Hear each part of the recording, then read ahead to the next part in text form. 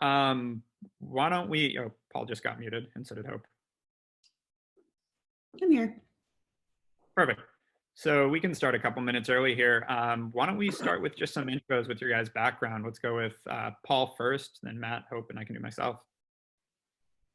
Sure, I'm Paul Henderson. I'm the current president of High Times. I spent many years in kind of corporate America with companies like Goldman Sachs, GE Capital, and Apple in various corporate functions. Joined the cannabis industry in 2016 and have held various roles in a couple of different companies. So I'm currently leading the effort at High Times to transition them from media and events company into a plant touching company with retail stores, branded products, et cetera. Thank you, Paul. Good to be here with you. Been working with Paul for a number of years in this industry, and glad to see Paul over at High Times. High Times was one of our first deals we did in this industry back in about 2016, in fact. And from that point in time, we founded a firm that's called Arcadian. It's a fund. It's a capital management business. Today we have around 35 companies that we work with in our business, and we're very excited to be here today. As you can see by the Texas jersey on my wall, was a little bit excited about being in Austin in person, but this is just great, and thank you for Hawke Media putting this together. We'll look forward to sharing some of our perspective as an industry-leading investment firm here on some of these topics. Thanks, Matt. And I'm Hope Horner, founder and CEO of Lemon Light. Lemon Light's an LA-based video production company that produces and distributes branded video content at scale. In the past 5 years, we've made about 8,000 videos for brands across all industries. And specifically within the cannabis industry, we've worked with brands like Kiva, High Times, Cheech and Chong, and more. So we have a lot of experience in the space, learning what can and can't be done from a video production perspective to make sure that the content that we're creating not only converts, but is also going to be accepted in the distribution channels that they're picking. Awesome. And yeah, I know it's surprising that I'd be on a cannabis panel, but Hawke Media actually has done marketing for dozens and dozens of cannabis brands, and we've been doing it for about 5 years, actually a little more than that. So we've actually had a lot of experience in how to navigate the marketing landscape because companies like Facebook and Google shy away from it and actually ban the advertising of the cannabis industry. So we always are looking for alternatives and do have a lot of experience in that. And so, yeah, that's really our background. And I think most of you know Hawke Media, but we're basically outsourced CMO and marketing team. So take over the marketing department or aspects of it for many different brands, currently marketing about 500 brands. So let's jump right in. Why don't we start with just Paul, what are you seeing with the landscape right now in like how you're building loyalty to your customers? You guys have such a long-standing brand. What are you seeing on that side of things in terms of like keeping customers with so much happening and so much noise in the space? So I think the thing that you have to do is you have to create relevant content. I would say that, I mean, at the end of the day, we've paused print magazine for a period of time, probably a couple of months during this specific time. And we shifted all of our assets to digital as everybody's really working from home. So, and then it's covering the stories that are relevant to our readers that are, happening with the COVID. So it's, that's all we're doing is all, we can push out through our digital channels and our social media channels, but continue to stay relevant, continue to cover all the topics that are of the most importance to our consumers, both business and end consumers. Yep, makes sense. Anyone else want to chime in on what they're saying? All right. Well, with us, we're seeing, there's obviously a lot of longstanding brands that have been in sort of the ancillary space, like High Times, as well as such a surge and such a gold rush going on with so much new noise that we're seeing that the companies that throw too much money at advertising, too much money at just, we're going to put billboards up, we're going to, be everywhere and grow too quickly, are struggling at this point. There's a lot of brands that most people would know at this point in the space, especially in California, that have raised hundreds of millions of dollars, blown it all on marketing and building a big awareness and trying to, get ahead of this gold rush. And what we've seen is that actually created a struggle because there isn't an inherent unit economic or business model around it. So, where we're seeing the most success are companies that are building like true brand, true customer engagement, really staying loyal with their customers, staying authentic, and finding a way to build sort of their brand moat around it, to stand for something specific. Because if you're just another cannabis brand, and another plant, that isn't really working as well as, again, building a lifestyle brand around this. And so that's been what we've seen a big differentiator with. And you actually mentioned this. I'm curious what all of you have seen in terms of how COVID has affected the cannabis industry. We've seen anecdotes of surges in sales, things like that, but what have you each seen? Yeah, Eric, let me make a little comment too on the brands. I think that it's important for everybody out there to realize that there's really two industries, at least here, that you have to separate the conversation from cannabis and hemp related. And that's not the proper way we're going to define these moving forward. But for now, we need to, because that's really the one line in the sand, is this notion that 0.03, whatever percent of THC and CBD mixture allows a brand to do different things in today's world. So if you're talking about a brand that meets the hemp farm bill category, you have a lot more flexibility, less than you actually think you would, because we were involved with the business that does the largest scale volume of that particular category, such that CVS and Walgreens were customers, and we had some sensitivities there in terms of claims being made and some other things that we thought were perfect. So even on that side, there's still variables that are being put in place that you have to be paying attention to, and in order to build a brand or get a product to market on the hemp side. Now on the cannabis side, very different, which is a positive as well. It's not just a negative that you don't have all that. It's a positive because you have a barrier to entry. You have a little bit more of a kind of moat around the business you're building, right? So I think that you have to kind of compartmentalize the two types of brands when you're talking about consumer. But I think the other thing to realize here and talk about, Eric, is that nobody in our minds, and we've been in this industry a long time, seen a lot of businesses travel around this world and speak, we see a lot. There is nobody outside High Times and maybe outside GW Pharma that has won anything in terms of consumer awareness on the brand side. Nobody. Yep. And why do you think that is? What do you think stopping that?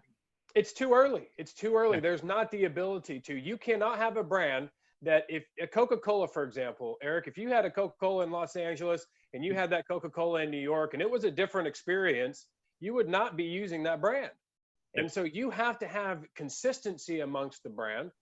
And so that is coming. It is coming, but it hasn't been there yet. Okay. So there's that. There's just the simple fact that, a lot of brands have worked themselves onto shelves that didn't necessarily come from the consumer's decision. Said another way, you put a brand in Whole Foods or whatever grocery store and it doesn't sell, it's not going to be there very long. It's up to the consumer to determine what brands they buy in the normal world. In cannabis, that's not really the case.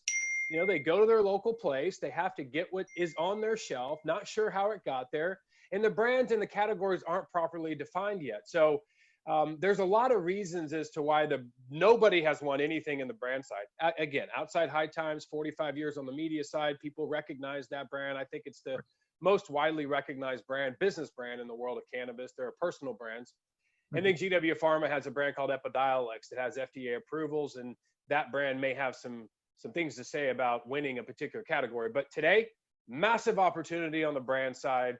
So many ways to go, so many categories to fill. And by the way, not just competing with certain categories. You're not trying to replace somebody else on the shelf. Yep. In this industry, what's beautiful is you get to create an entirely new category in a lot of these categories. So creating awareness for the consumer, developing a brand with consistency, all that's coming. And I think all the work we've done all these years in cannabis and what this Corona pandemic is doing, and that was your next question, is really going to define and develop consumer habits for our industry. They're happening now. I'm thankful that we hadn't gotten too far with consumer awareness and consumer use, because during this time is really where you start to see a massive consumer shift in their habits in every way in this world. Yep. Now, how much is that going to matter in certain businesses? Yet to be determined. Maybe not much in some, maybe a whole lot in others. But the good news about our industry is we aren't at full massive scale yet. And so as consumers start to get to learn about these products, as they start to identify with different products for different things, I like the fact that we get to do that in this environment, get people familiar, get them using these products, because the supply chain is open. You can get these products, you can test them, you can enjoy them, you can see if they work for you in different ways, and therefore develop these consumer habits that I hope coming out of this makes our brand category that much more appealing and strong, and kind of exciting for entrepreneurs to build companies with them. Yeah, and I think that's a really important point to hone in on, because no matter who you are in the audience, that's something that's really you need to be aware of, is this whole coronavirus thing is going to change the way people act, but it's changing human behavior. You know, we had last year, there were 13% of sales were done online. I guarantee that's pivoting obviously very heavily, because most brick and mortar is closed at this point. So you're going to see a ton of stuff move online, and people are forced to adapt these habits that, again, 13% of purchases were done last year. Now it's going to be a much, much, much higher number. And this includes cannabis with the delivery apps and with other ways of getting it. Like, they've been considered essential, which is also, you know, an interesting approach by the government, and a kind of a statement after something was illegal just a few years ago. It's now considered essential in a catastrophe. Changes everything. Right. I cannot, and I know my fellow panelists and other leaders in this industry will tell you the same thing. That changes absolutely everything for us. In what capacity? We'll have to track it. Medium term, long term, short term, all could be different answers, and we're paying attention to it. But that designation makes the world of difference for our industry. Hope, I'm curious to get your thoughts on that. Yeah, same. Yeah, I mean, I think I totally agree with you. And I do think it's ironic, I suppose, that, yeah, like you said, a few years ago, you know, it wasn't even legal, and now it's considered essential. I think from from the coronavirus perspective, and some of the traditional advertising, the out of home, the print, some of the ways that they were able to, effectively reach consumers before, aren't really an option anymore. So we're starting to get a lot more calls about, what they can do digitally. I feel like the digital landscape from an advertising, from the cannabis industry has always been, first of all, it changes seemingly like every week. And then, what's okay in one state is different in a different state, and sometimes even more granularly than that. And so I feel like it's been kind of the wild, wild west. And then also something that's been a little bit, there's so much to try and understand that a lot of brands just kind of shy away from it. And so this is forcing them to reach out, to understand what's going on, what they can do, what they can't do, and figuring out how to reach more consumers online. Kind of like what you said, Eric, you can no longer, avoid, having to reach customers that way. I think it's, it's a requirement if you want to, live through this. Yep. No, 100%.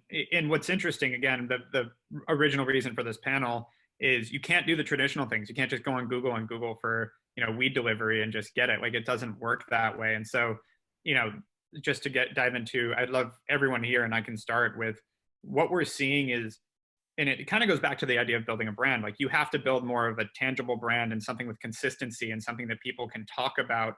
Word of mouth has to be a part of this. A lot of traditional, like almost old school ideas of marketing that still work and are still super important are the ways you have to build cannabis brands, because you can't just go on Facebook and arbitrage a Facebook spend to drive sales to cannabis. You have to, every once in a while you can get away with it for a little while, but the moment you hit scale, you get kicked off. So the real ways we're seeing this is like creating a destination out of your brand. High Times is going to be a great example of this. And, as was mentioned by Paul, like building content, building that side of the business becomes super important, because you need to be a destination. You need to capture your audience. You need to keep them, and then continue to basically stand for something, so that when people are going, whether it's I want a joint right now, I want some edibles, whatever it is, you come to mind, not just because they're like, oh, that tasted good the other day, or that was good, but because you're a brand. The same way, I mean, you can go back to Coca-Cola. I always love that example, because one thing Coca-Cola has done really well for a very long time is consistency. That it's like, you want a Coke, you know what a Coke is, no matter where you are, you're going to get a Coke. When cannabis can start to get that consistency and that trust level, you're going to see that same surge. So it's about, as a cannabis brand, figuring that out and starting to differentiate yourself and stand for something, so that the audience that's looking for you, once they find you, they want to tell everyone, because word of mouth is still the biggest driver of success to a business. And that can help you along the way so that when people are going through this, again, if they had already been introduced to you, they're going to think of you when they're sitting at home and try to find a way to get you, or they're going to tell their friends, etc. So I'd love your guys' thoughts on, again, how to navigate this right now, seeing that you can't use these traditional methods. Yeah, Eric, I got an interesting comment there. The whole period of time has really had a great effect on High Times because it's really forced us to think of things differently, right? We do big events, right? Cannabis Cups, where we bring people together and it's entertainment.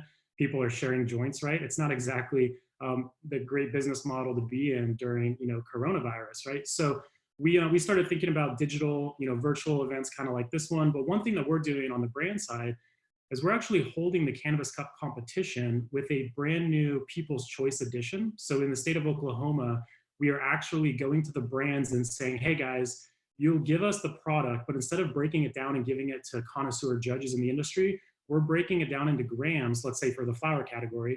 We're packaging it up and putting it into a High Times Cannabis Judge kit, and then we're sending it out to the people of Oklahoma and letting them consume and judge. And why I say that is because it's an incredible opportunity for brand discovery right now while everybody's sitting at home. So we're testing it with Oklahoma, but we expect to do California, Michigan, Colorado, Arizona shortly after if it works well.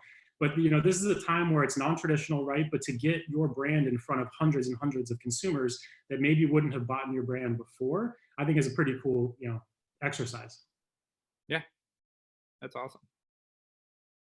Yeah, it feels a little bit like we're tracking a bunch of this data from some of our data companies, our software companies, a tremendous pickup in use. You asked about what was happening because of COVID. Well, we saw the highest sales volumes we've ever seen the first week or two. And a lot of that, CDC says pick up 3 times your medicine. People do that. But what we're seeing is sort of a lot of new kind of habits happening, and we're seeing different age groups buying different products, and we're seeing, by the way, we've seen larger basket sizes among all the purchasing that's happening in the country. In many cases, average 25% larger purchase at the time of checkout during this time. And what we're seeing in that is that people are buying products that are very different from what they may normally buy. You're seeing someone say, I'm going to buy a sleep product. I'm going to buy a pain product. I'm going to buy an energizing product. I'm going to buy, and they buy all these weird sort of, products that they feel like, to me, when you study the data, it's like people, it's like a Christmas present you got that you've just been too busy to really put together and play with. And, all of a sudden you've got this extra time and people are starting to say to themselves, this cannabis topic has been everywhere. I've been hearing about it. I haven't really explored that. And you're seeing people try things. You're seeing them buy things, and they're all different ages and all different products. And so we want to keep tracking, like, what does that mean? Like, are they just buying 10 different things and maybe they'll identify with 2 or 3 long-term? Maybe that's just, trying to see what's out there. So as Paul was mentioning, now's the time to get this in front of people. Yep. Because they don't really know exactly what they need. They don't even know what the possibilities are. They've just been hearing about it. It kind of feels like maybe what Steve Jobs and Wozniak were feeling when they were building Apple out of their garage, because in cannabis, it's like a technology. It's like a computer technology, only this is like an internal molecular homeostasis technology. It's not an external computer technology. And we are just getting to the point where the science is there and we understand a lot of how these cannabinoids work and how delivery methods can work, and all that's happening. And sort of like when Apple, the technology was there, but you had to have the entrepreneurs that knew how to take technology, put it into a consumer product, one that they had never knew was coming, like the Apple iPhone, like the Apple iPod. There are cannabis products coming that 95% of the world has no idea that they are going to use on a very active basis. They don't know that yet. And so that's what's happening right now. It feels like all these wonderful businesses have this technology and they're starting to extract it and put it here and take this molecule and that one and maybe the whole plant, and all these things are being put together and put in front of a consumer with a name on it. And colors and logos, but really it's about an experience. And people don't even know this is coming in most cases. And so this is the time, where you have people's attention, because the cannabis industry, you asked about COVID. Well, good news is we're essential and we're intact. We are going to still be able to deliver product, to deliver this medicine through this time. So people are going to discover these products, and these brands are in a wonderful place to be the first to put a name and associate that experience for this higher quality of life type of a product with a consumer. Hey, Matt, I have a quick question for you. So as you're talking about how people are exploring different brands and trying things that they've never tried before, how is the supply side? Obviously there's there's certain elements that you can't go to the store and get right now, or order online, or get in any capacity. Is the cannabis industry experiencing the same thing? Are certain brands selling out faster than others, or?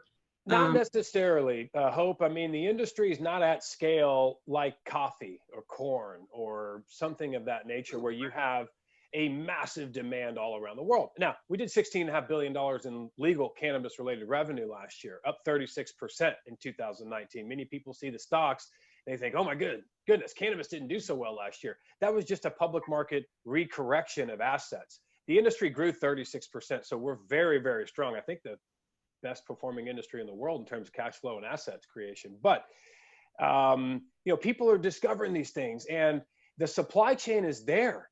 It is there. We don't have an astronomical amount of hardware and supplies that have to be picked up. We were just talking to Kush Company, one of our companies, yesterday, maybe 2 days ago, and asked that very question. They're the largest supplier of these types of products in the country.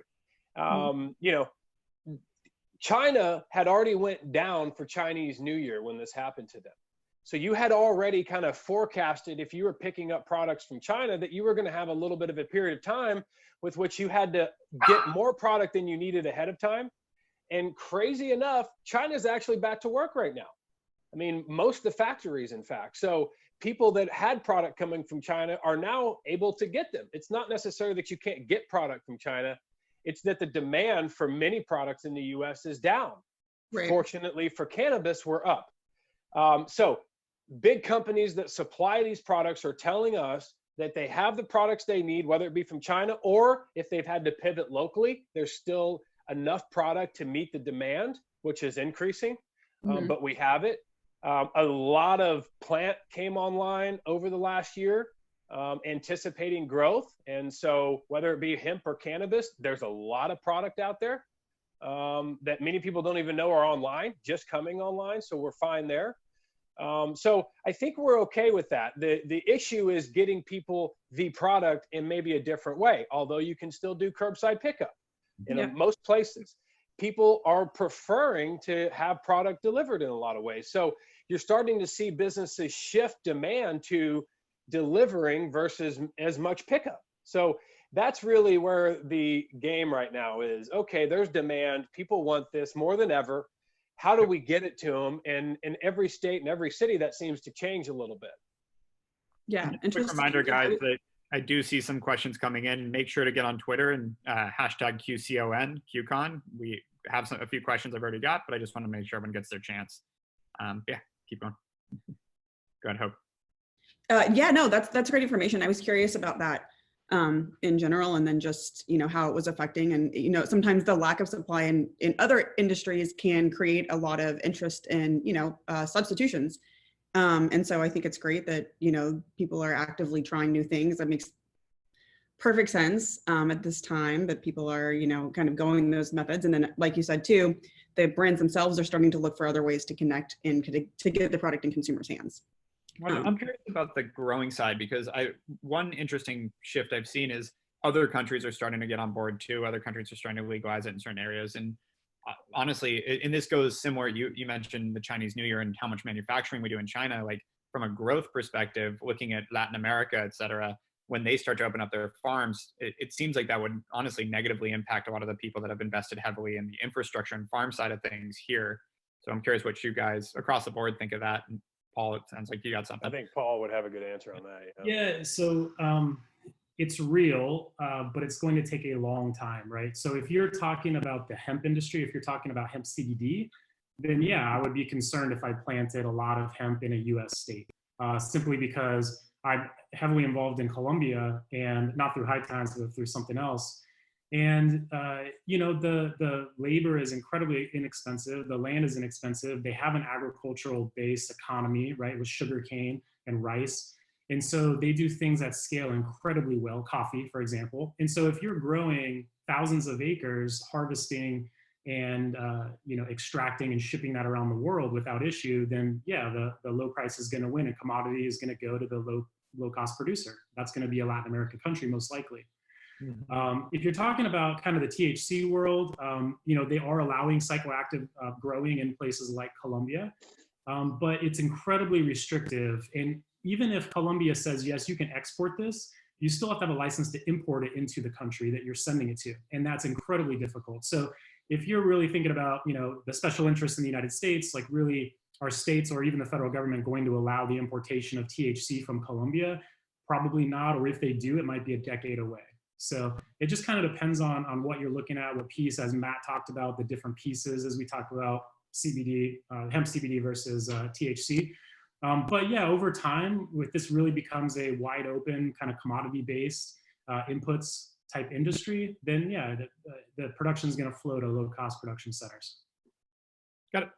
Any other opinions, Matt, Hope? Yeah, I do, but and Paul hit that topic on the head. I mean, there's a lot for us to figure out. We don't necessarily know, but what we do know is for the next period of time, you're going to be just fine. Okay, yep. There's enough demand and supply. It's a balancing act. The markets always figure themselves out. They will here as well. But there's also demand things we don't know, right? I mean, Levi Jeans, for example, said that by 2025, they'll never make another pair of clothing that's not out of hemp material. So, you know, how much demand does that bring into the hemp business? I don't know. Now, you know, there's hemp concrete, by the way. Maybe Trump decides to finish his wall with hempcrete. I mean, you know, who knows? Who knows how much hemp's going to be used? But I can promise you, if everybody's sitting at home today, if you're out there right now and you haven't done this, go on Google and just Google sources and uses for hemp. I mean, it's unbelievable the uses for hemp. Hundreds and hundreds of things you would never believe. So could be a massive demand. But here's the point I want to bring up, Eric. Here's what's really, really encouraging and unique about our industry, that if you're out there watching right now, I challenge you to chime in and tell me if you can find another industry that can say these three things. Going into cannabis, going in cannabis into the pandemic was at a 36% growth number, compound annual growth number, okay? Think about those lines of revenue, if you will, for a second. 16.5 billion in the world, 12.5 billion in the United States. Almost none of that revenue, okay, was generated in a public social way. Okay, so we talked about cannabis for many years. Is this recession proof? Well, we're finding out now that yes, it is. But there's another question that needs to be asked. What businesses are pandemic proof? Because that's very different. And if you look at alcohol, for example, okay, alcohol's always been recession proof.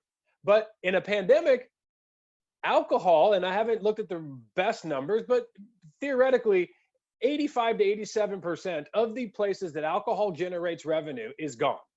Gone. Yep. Cannabis, on the other hand, zero's gone.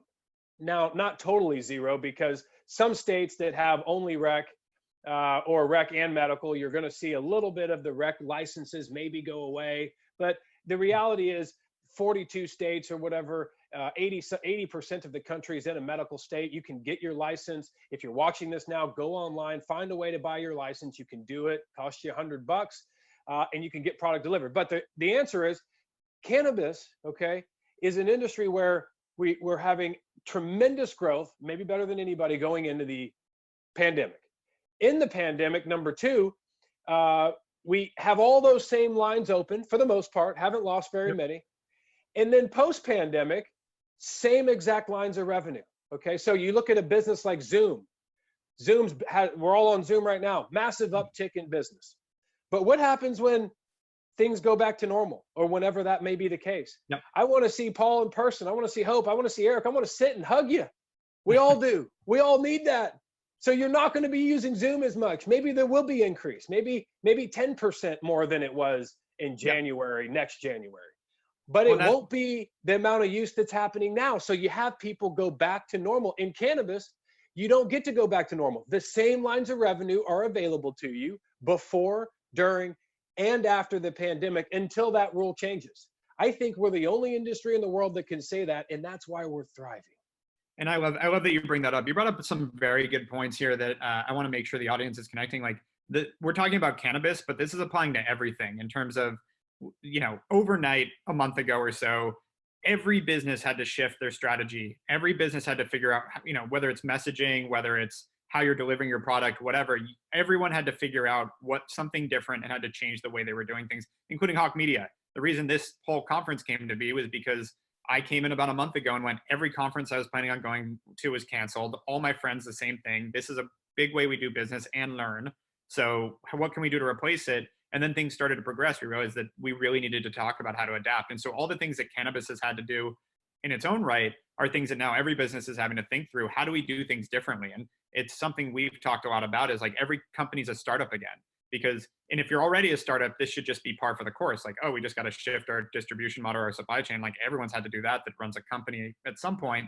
But for more, you know, legacy businesses, this is a lot more difficult. And so getting back into that startup mindset that the cannabis industry is still completely in because it hasn't been around long enough, it's super important to pull from that. Oh, Eric, let me tell you one thing I can promise you about the entrepreneurs and leaders in this industry. They are battle tested. Yep, exactly. Look at Paul Henderson knows. The people in this space have not had a second to breathe for 5 years. The pandemic actually isn't the worst thing that's ever happened to us. It's terrible for humanity, maybe the worst thing that's ever happened in our lifetimes and in many lifetimes. But for this industry, because we're intact, because we're essential, because we're medicine, not the worst thing we've had to face. And so, in fact, it could be the best thing that ever happened to this industry. People are really wanting these products. But it's the entrepreneurs have had to go through growth like they've never seen, trying to keep up. They've gone through asset value recorrections in the public market. We've had to go through the vape crisis. We've had to go through, this is almost, and this is, I want to be as sensitive as I can, but these entrepreneurs, this is par for the course. They are constantly innovating. They are constantly pivoting. They are constantly solving. And as investors, that's our job to do with them. And it's a really, really fun thing to do. And I want to make sure that's safe. Like, just to be clear, like, I think everybody agrees this is horrible from a disease perspective, but for today's topics, like, we're talking about the business effects of it. And I think you're totally valid. I think that, you know, entrepreneurs that are newer to the scene, I remember I started my first online business in the beginning of 2009. I don't know what a recession was. I was just like, okay, that's cool. Like, it didn't make a difference. I had no customers anyways. So the fact that my customers, like, it just didn't affect me. And I think that that's a lot of what you're seeing with these younger businesses and younger industries. And we're seeing it ourselves with the companies we work with. We haven't seen a lot of effect of the startups and the younger companies we work with. We see the bigger, more legacy businesses and the larger organizations that are going, oh, we got to cut everything. We got to hold off. We got to be careful. And all the startups and all the young, nimble companies are like, no, we're running 100 miles an hour at this. Like, you know, we saw one of our biggest months in new business last month, and growth in our current portfolio in terms of companies we're marketing, like actually doubling down on their marketing leading into it. And I think we saw a few companies obviously that are actually affected by this, and a few companies that were running with fear. And I would say that's something people have to be hyper careful of, is not thinking about this as if you're a startup and going like, okay, let's hold off on anything. Let's cut every expense. Now, if you're seeing pain already, I get that. But if you haven't seen a negative effect from something, cutting off your oxygen is a great way to just self-induce a problem. So we're seeing that a lot. And I think, again, it's a mindset thing of like, you have to kind of attack at this. And if you've been in an industry that you've already been under attack, you're used to this. This should be just like, you're built for this, as you just said. I want to go with one more question real quick for everyone, and then open it up to some questions from the audience. So what do you guys each think is the biggest challenge facing the cannabis industry right now, other than government regulation? That's an easy one. So I want to know, like, what are you guys seeing is like the challenge that they're dealing with right now? Either any of you can start. Hope. I mean, from my experience is purely from a marketing perspective. I'm sure there are bigger challenges, many of which Matt just shared. But you know, the way that we interact with these brands is usually from marketing, and I think that at this moment in time, it's being able to navigate the landscape, the digital landscape. Because like I said earlier, it's different depending on where you are, and there's a lot of restrictions. You know, most brands can, you know, easily pull together some ads and run them in, you know, on Facebook and all the social media channels and on Google and everywhere else. And it's not that way for the cannabis industry. And I think that they're being forced to figure out what they can and can't do and find other online mediums to reach new people. Yep. So I'll attack it from, I think that it's more of the capital markets and fundraising in capital space, availability of capital. Actually, keeping up with the growth that Matt talked about is one of the biggest challenges in the space, right? You have a ton of demand, but most of the capital from this industry, or a lot of it, came from the Canadian markets. And you know, there's a lot of stuff that happened in those markets, and there was a lot of overvaluation of assets, and that's now crashed down in the public market. So people see kind of public stocks. I think they get scared because they're down, you know, pretty big across the board over the last year. But there's lots of incredibly good private companies that are operating and firing on all cylinders, and they need capital to grow. This is still a nascent and early industry. They're still funding a lot of growth. So it's really finding that balance now of like, how do I actually grow my brand? How do I grow my company? How do I have access to capital, but now super hyper focused on margins, on net margins, versus just growing top line revenue to meet demand. So you know, hopefully that loosens up in 2020, but I don't know. Going into this now, it's more dry than ever, and Matt probably knows better than most as he sits on that side of the aisle. Well, fortunate to be sitting here today with some really smart people, and I appreciate you and Hope's comments. The one thing I'd like to ask, though, everybody that's out there that has access to the Twitter or Slack, type yes if this plant, something from these plants, some product, has made either your life better or someone you really care about. I'm gonna type yes right now. Every day that goes by, the answer is yes for more people. Okay, all the problems, whatever we have to deal with, I'm pretty comfortable that we're going to be just fine because we're making people's lives better everywhere. Yep. There is no problem we can't solve, and nobody out there should be thinking that we can't solve a problem when you look around and the people in your life have a higher quality life from products that are created from this industry.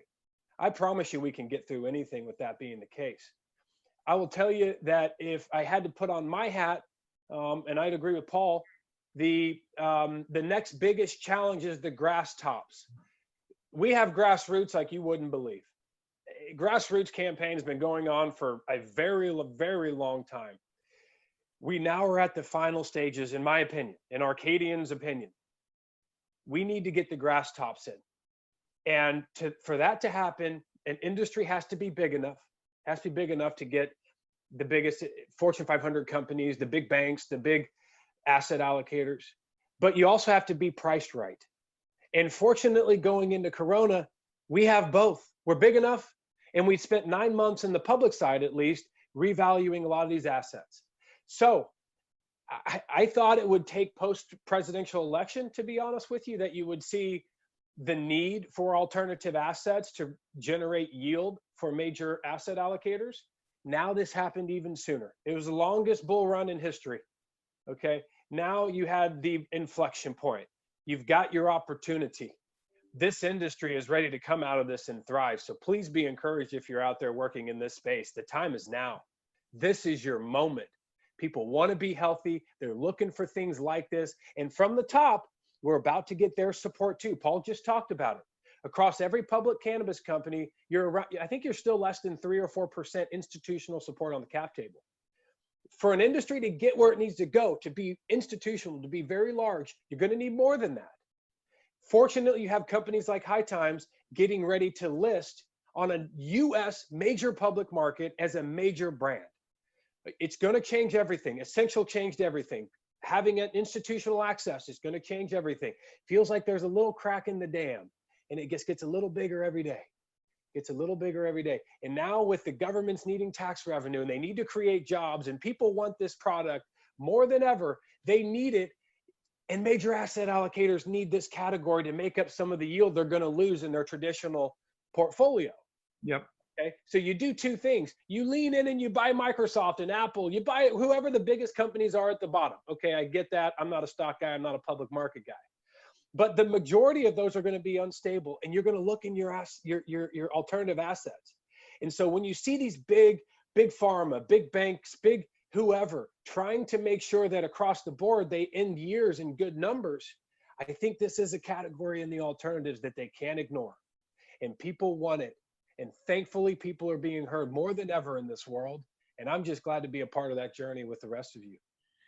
Yeah, I couldn't agree with all of you more. I'd say the one thing that was alluded to a little bit, but I think needs to be talked about is just getting away from the stigma around cannabis. I think that's going to be the challenge it's getting better, but I think that's going to take a little time. And I think part of that is self-inflicted in some ways. I think there's still, it's funny, we work again with tons of cannabis companies. Some are hyper professional, all of you on here, hyper professional. But then you have people that, are still frankly stoned the entire time they're operating, and you can barely have a conversation with them as a business conversation.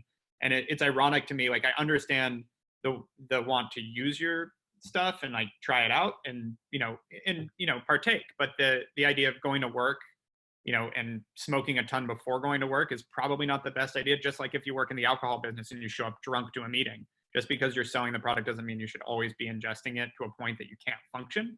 And I've seen that a lot in the industry. And so I think it's important to just, and maybe it's a little controversial, but having a little balance there, trying to fight to get against the stigma so this can be seen as a, real business, which it's getting there. It's a lot better than a year ago. It's getting there very quickly. But I think the more the industry can stand up and actually be professional, which a lot are doing. I mean, MedMen, Dosist, I know some are struggling, but at the same time, like, these are brands that don't have that stigma, that don't come off as just another, a bunch of, hippies getting high, which I'm dating it a lot back, don't get me wrong, but that's the idea. I think that the more it can become seen as medicine, seen as something people can do, and seen as recreational, there's nothing wrong with it.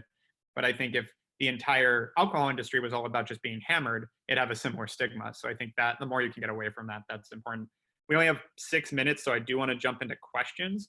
So the first question is from Lisa Solomon.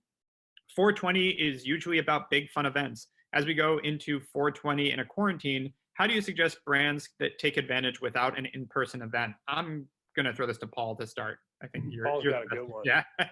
Yeah, so we've had to rethink everything, right? Our big event was 420 in Sacramento, where we kick off our event season that goes all summer into the fall.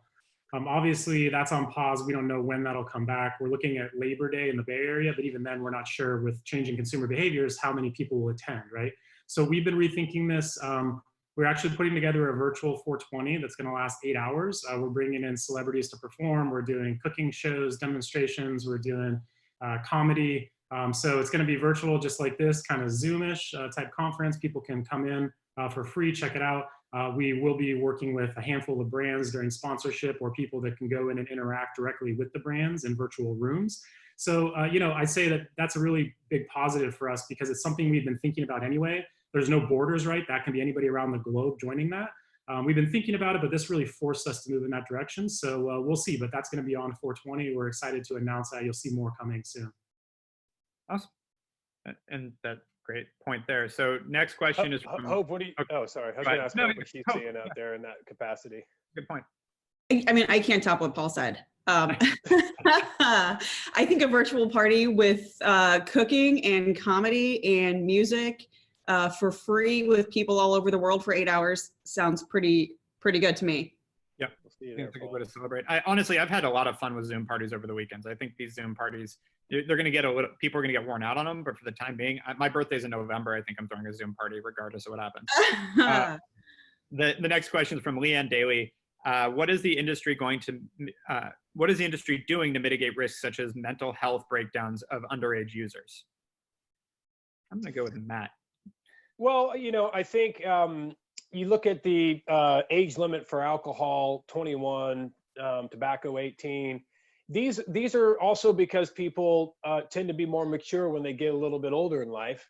Took me a lot of years past 21, I'll tell you that much. But the reality is that the science will tell you that your brain isn't done developing until, well, for a while, but you at least need to be 18 to 21 before you start doing things to your brain from a psychoactive standpoint. So I hope the industry does very similar things. I hope there's an 18 to 21 age frame before you use the mental aspect of these plants, because your brain needs to get to that point. So I think the underage thing, to answer the question, shouldn't be much different than alcohol and tobacco when you're talking about a psychoactive